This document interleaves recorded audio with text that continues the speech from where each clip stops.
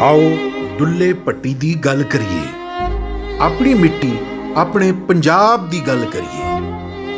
पंजां पानियां दे हानियां ते खिड़ खिड़ हसदियां कणकां रंगियां कुड़ियां दी बात करिए। मीए दी बांग तो पहलां खेतां वल जांदे बलदां दी गल सांझी करिए। उन्हां दे गल पाईयां तवीतां जिहियां कैंटियां दे मिठे सुरां चों बोलियां माईए ते टप्पे लभिए।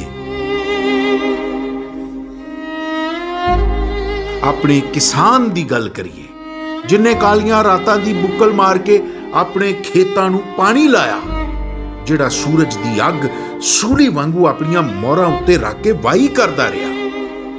पर जद फसल तैयार हुई ते सरकारां पहरे ला दिते, ओदे हक ओदे तो खोन दी गल कीती।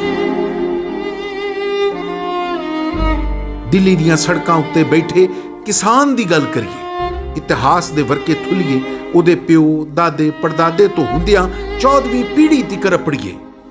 उदों भी इंजी फसलां पक्कियां सी, इंजी हल वाया ते वाढी कीती, पर फसलां किसान दे घर नहीं अपड़ियां। सरकारां पहरे लाए ते किसान तो ओदा हक खोन लई लाशां दे ढेर ला दिते। उस किसान दी गल करिए जिहड़ा अकबर दियां फौजां नाल लड़दा अपने ही खेतां अंदर वड्डिया गया, जिहदी लाश दुल्ले दफनाई ते ओदे लहू नाल रंगे झग्गे नूं अपना झंडा बनाया। दुल्ले दी गल करिए, दुल्ले पट्टी दी गल करिए। पंजाब दी पग दे उच्चे शिमले दी गल जिहड़ा दुल्ले दी अणख है। उस पुत्तर दी गल करिए जिन्ने पंजां पानियां दी सौं खादी ते अपने हक्कां नूं ललकारन वालियां दे सामने कंध बन के आण खलोता। मुगलां दे गुरूर दी अख विच रड़कदे दुल्ले पट्टी दी गल, पंजाब दियां धीआं दे हक्कां दे राखे दी गल करिए। आओ दुल्ले पट्टी दी गल करिए जिहदी उडीक दिल्ली बैठे अज दे किसान भी कर रहे ने।